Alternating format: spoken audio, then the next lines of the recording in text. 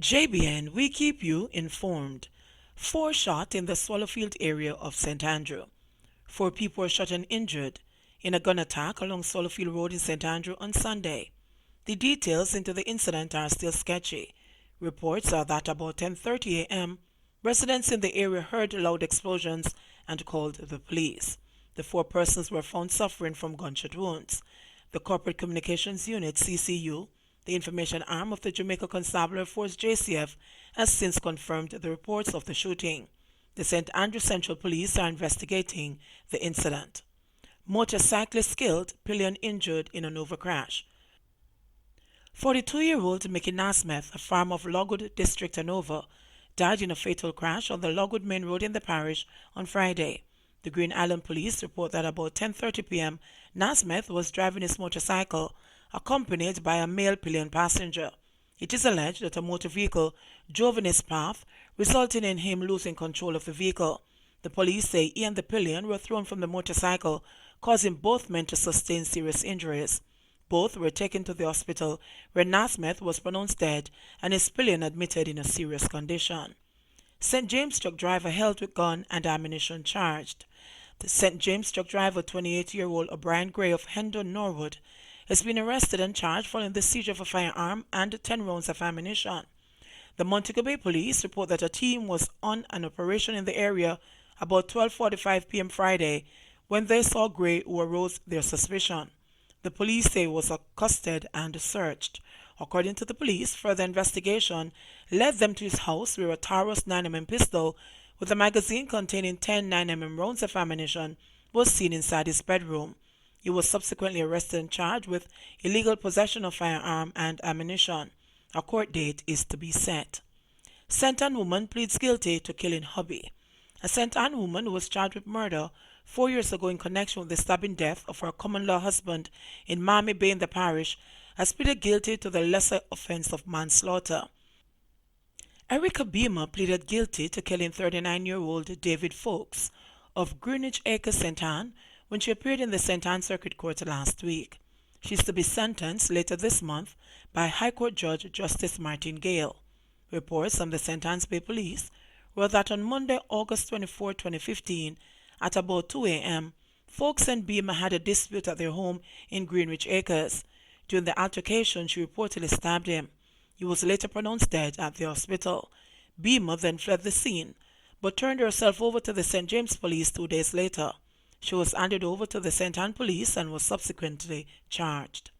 Man pleads guilty to murder and rape of 74-year-old sister of ex-Chief Justice. The man was charged with the killing of Peggy Aljo, the 74-year-old woman, who was said to be a sister of former Chief Justice Zela McCullough, has pleaded guilty to the crime. The accused, Oral Redway, who was 19 years old at the time of his arrest in November of last year, appeared in the St. Ann Circuit Court on Thursday. In addition to pleading guilty to murder, he also offered a guilty plea to the offense of rape, both of which were committed in the parish of St. Ann. Redway is to be sentenced on Thursday, October 24 by High Court Judge Justice Martin Gale. Aljoy was found dead at her home in the Discovery Bay area of St. Ann on Wednesday, October 24, 2018. Reports from the Discovery Bay Police were that residents of Bridgewater District stumbled upon Aljo's body at her home at about 3:15 p.m. and raised an alarm.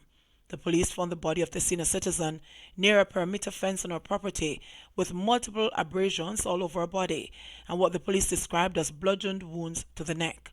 Aljo was killed mere days after her return to the island from the United States. Several weeks later, Redway, who was said to be a laborer of both St. Ann and Westmoreland addresses, was apprehended in Townhead District in Westmoreland, and the police said scientific evidence linked him to the crimes.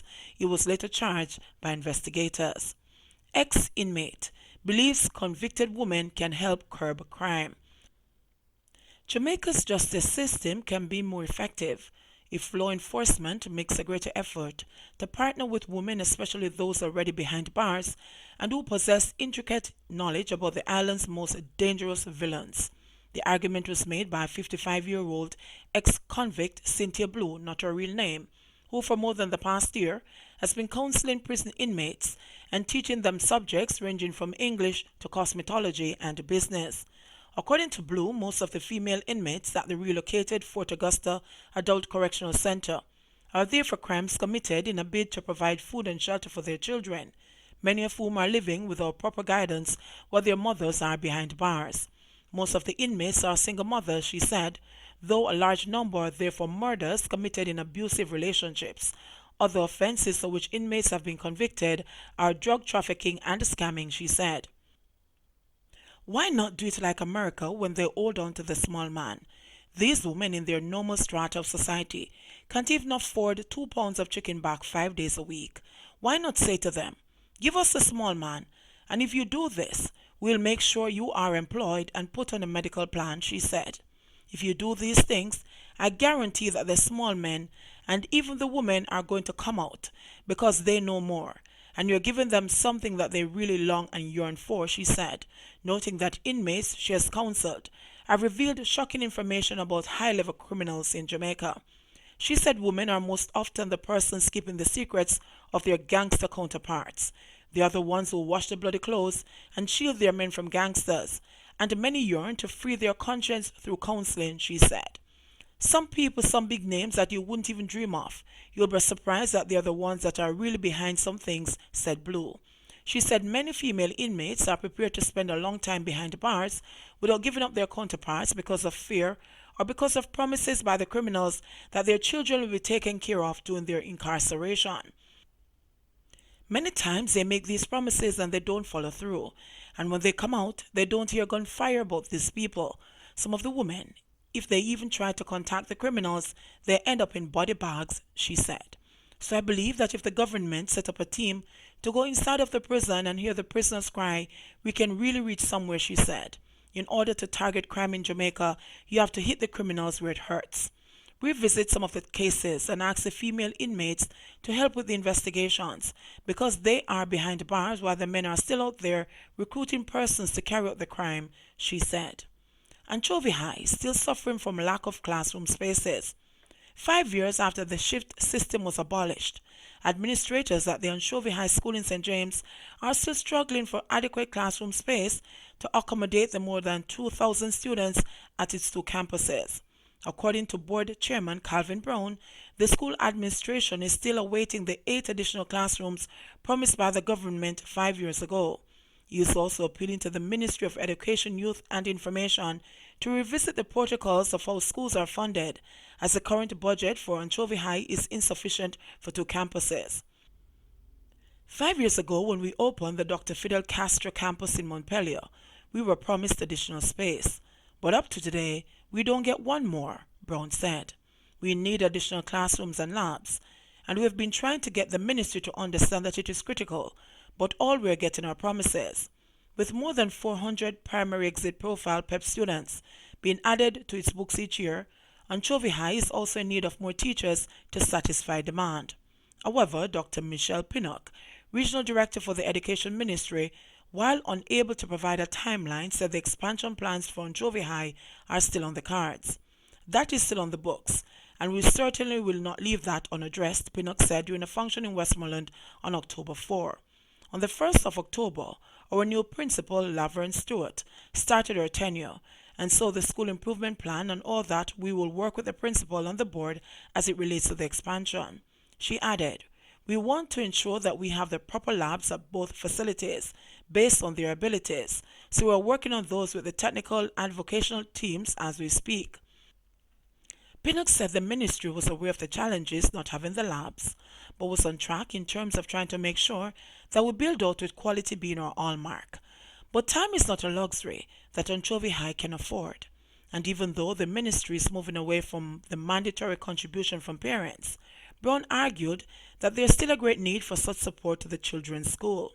My problem is that, at Anchovy, they are running 2 campuses on a 1-school budget. Yes, the ministry provides $17,000 per student, but we really need $60,000 per student to operate a high school effectively, the board chair continued. So that is why we need the parents' contribution, along with those on the Past Students Association, in order to take us over the hill.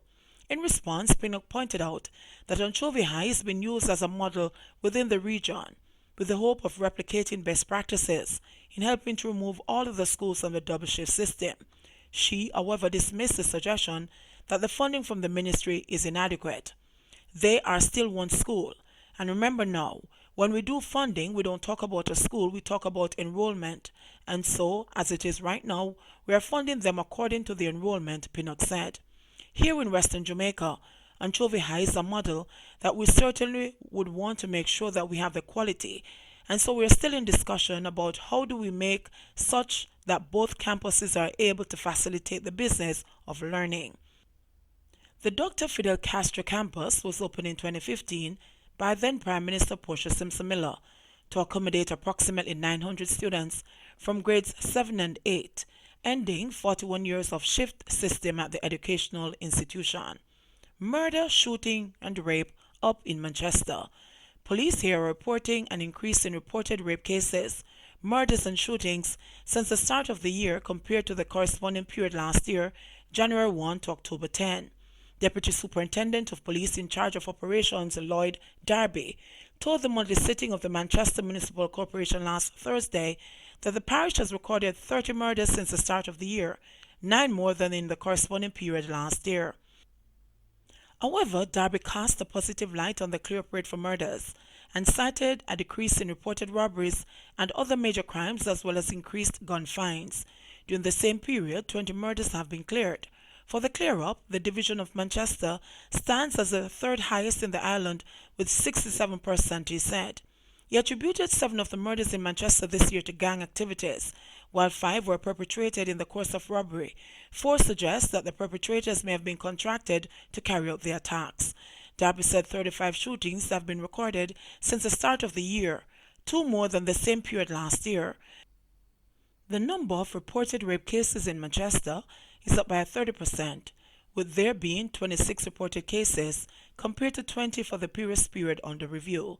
66 robberies have been recorded so far this year compared to 88 for the previous corresponding period, a decrease of 25%. Break-ins are down by 7%. Larceny is down 36%. Darby said that the Manchester police have been reaping success in illegal firearm seizures. We have been doing well in the seizure of illegal firearms. We have seized 23 illegal firearms for 2019. For the corresponding period, we had seized 14. For the entire year of 2018, we had seized 18 firearms. So already in October, we are up by 5 seizures. We continue to go with this effort, and we have found that for a number of years, round about 85% of our murders have been committed with the use of a firearm, said DSP Darby. JBN, we keep you informed. Please remember to like, subscribe, share, leave us a comment, and click the notification bell to receive our daily news items.